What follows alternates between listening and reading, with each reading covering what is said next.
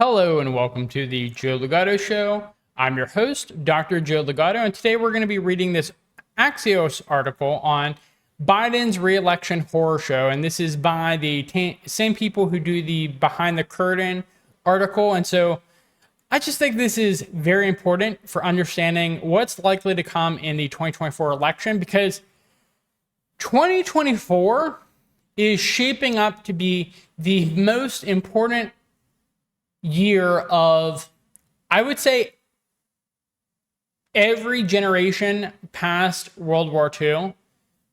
If you were alive during World War II, sure, that situation was more intense, more important of a situation than what is going on now. But it could be. We don't actually know for sure yet. But what's happening right now in the Middle East, in Ukraine, during the coups in Africa, people tend to forget about the Taiwan-China situation. All of this is so important, and everything seems to be coming to a head in 2024. Russia is actually predicting they're going to win their Ukraine war in 2025 at the latest. But the thing is, you're always supposed to under-promise and over-deliver. And so I think it's actually going to end in 2024, given the current reality of the United States and the West pivoting away from Ukraine in order to help Israel. And so what I'm getting at here in relation to this article on Biden's potential reelection is, I believe the next president could very well be the last president in any type of recognizable America. And that's not an exaggeration. Things are happening, I've said this in other videos, a decade ahead of what I predicted in some of my most dire predictions. And so this next president is going to be extremely important. And unfortunately, we have two failed presidents running for president right now. We have Donald Trump, who failed. I'm not allowed to get into too much detail about the potential for election fraud. I can't talk too much about that. You're welcome to watch other things to figure out if election fraud actually happened or not. Although I can say that there was some people convicted of election fraud in other elections related to ballot stuffing, but I can't talk about the 2016 presidential election. But essentially, he is still a failed president. He was very hated. He did not win his re-election, whether it was a fair election or not. Then you have Joe Biden, who even Democrats are really unhappy with Joe Biden right now. The genocide going on in Palestine, 80% of Democrats want a ceasefire. United States, Joe Biden's administration refused to call for a ceasefire, refused to even mention the word ceasefire. And so we have two failed presidents running for re-election for the most important year of the last almost 100 years. I quite frankly think that if things escalate to the extent that it potentially could escalate, this is actually the most important year. 2024 is going to be the most important year of any year in America's history, because it's so important for what happens to humanity going forward, because we are at the point where, like, human beings can really wipe themselves out if they really try. And it looks like they're trying as hard as they can right now. So we will see what happens there. But on this channel, we will provide constant coverage of what's happening in 2024 until civilization ends, if it does end, which is becoming increasingly possible. Anyways, onto the article. President Biden's White House is stuck in a split-screen reality, spiraling war threats overseas and spiraling political problems at home. Both are horror shows for re-election. So the vast majority of the people on the streets during the Palestinian protest, Freedom for Gaza protest, Gaza genocide protest, the vast majority are left-leaning, they're Democratic. If you're talking about people who are pro-Zionism, it's typically on the right. I mean, I would say I'm a very conservative evangelical Christian, and I got to tell you, there's not many people with the same beliefs as me. The vast majority of evangelical Christians are very deep-throated pro-Zionist, and so, like, when President Biden is completely endorsing what Israel is doing, he's actually supporting the pro-Zionist, Christian Zionist right wing of the country. And so his electoral base is very against what he's doing. The vast majority is. There's obviously a few. There's a lot of left-leaning American people of Jewish descent who are pro-Israel, who are Zionists, but the vast majority of Americans overall are the vast majority of pro-Zionist Americans are on the right. And so Biden is not talking to his electoral base right now. Okay, so why does this matter? Top officials believe Biden has been at his best in managing the early days of the Israeli-Hamas war, but they privately concede things have never been worse politically since the 80-year-old took office. Yeah, obviously that's the case. What's the most troublesome aspect? It's hard to see how to brighten his public image on issues haunting the American public: crime, immigration, inflation, race, trust, and now two divisive wars America didn't start, Ukraine and Israel. Biden's top aides are deeply frustrated and somewhat bitter, said one backer in frequent touch with the West Wing. They think he's doing a great job, and by many measures he is. I don't know what measures he's doing a good job. Inflation is horrendous in America. I still sometimes buy things from Amazon, and the prices are outrageous. Like, if I could buy something roughly equivalent on the Philippines versions of these apps, Shopee and Lazada, I absolutely will, because it's a similar quality and it's a fraction of the price. Like, things in America are so expensive. It's absurd. It's really absurd. Okay. And then things like trust, immigration, crime, it's all going up. These wars that Biden is supportive of. I'm not even honestly sure if Trump got reelected, if the Ukraine war would have happened, because he was actually very good at keeping us out of war. The one gripe I have with former President Trump is his assassination of Soleimani within Iraq. Assassinating someone from another country in a third country who's on a diplomatic mission, that's a major breach of international law. It hurt America. It could have led to a war. I think Russia and China talked Iran back from the ledge there, because the United States has done everything possible to provoke war with Iran. But everything else, I think President Trump was actually like our anti-war candidate for the most part there. I mean, obviously, look at the wars that started under President Biden here. These are horrendous wars. Like, Russia's military is modernizing. They're gaining valuable knowledge about fighting a peer or near peer competitor, because the Ukrainian army was the second largest in Europe, second or third largest, depending on how you look at Europe. Whether you consider, I think it was like Turkey. I think Turkey was the first largest, actually. I don't know if there's anyone else aside. It's Turkey largest. It was Ukraine second largest, if I remember correctly. But anyways, Ukraine actually had a very significant military. It was trained by NATO, given NATO equipment. And so Russia is gaining valuable insight in that war that's going to help them if they come to blows directly with the United States in the future. So, like, that war is not going in America's favor. And then you have the entire Islamic world against America in the Middle East, and that's not going in America's favor. And then you also have the China situation, where China could just sometimes, because my military experience comes from strategy games, I can be a little bit aggressive in what I want to have happen. But really, if China's smart, which they've all indications that they are smart, they're going to just wait. I mean, they could see, China's actually in a win-win situation right now. They could put pressure on Taiwan, military types of pressure, and the United States just can't be split any further. It's already failing on all the theaters it's currently fighting. But the more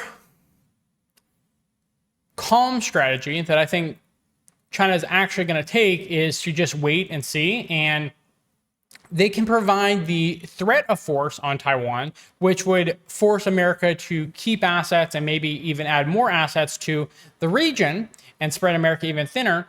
But for them, for the most part, their strategy is just to sit back and watch America decline, because time is on their side.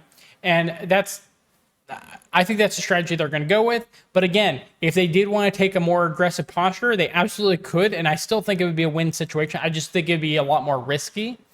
And it wouldn't align with kind of their Sun Tzu mentality of don't interrupt your enemy while they're making a mistake. So anyways, let's move on. But private polls show the same hurdle as public ones: brutally and stubbornly low popularity broadly, and on topics animating voters, he's tied or trailing former President Trump nationally and in swing states, even though Trump was indicted 4 times on 91 felony counts and is spending many days in court and storming out. Biden gets crushed on his handling of immigration, crime, and inflation, none of which will likely turn around in time to put a new spring in his step.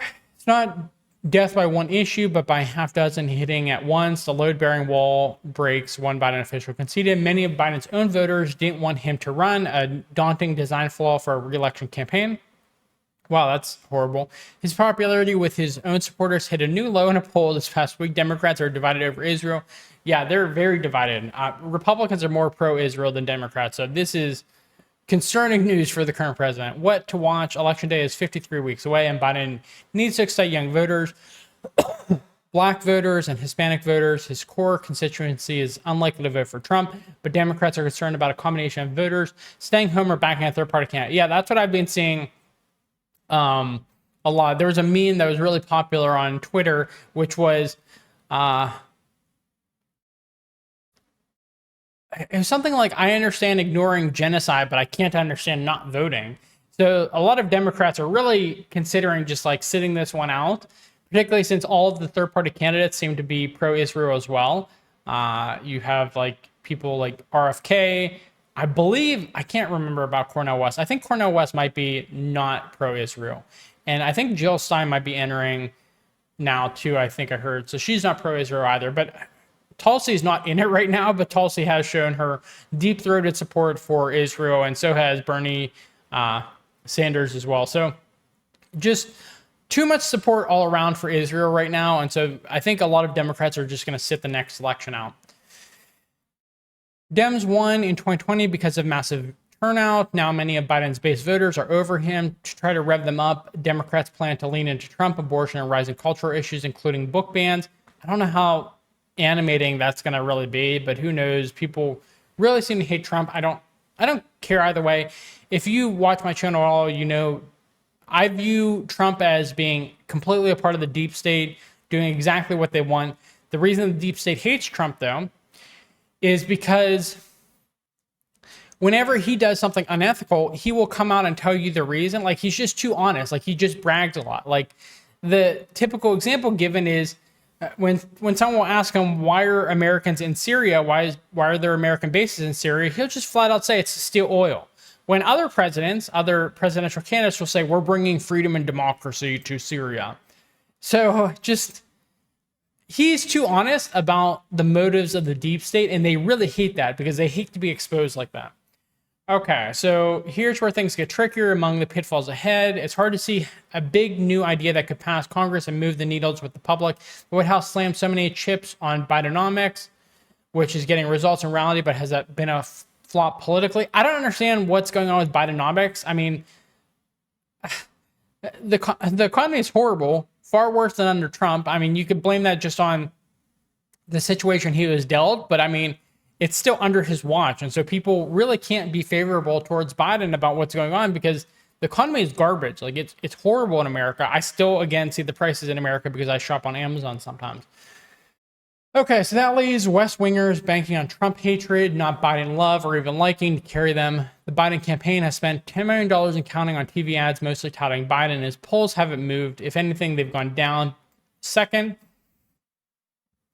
top Biden backers worry they're one trip or stumble or brain glitch away from another round of Biden's too old hand-wringing.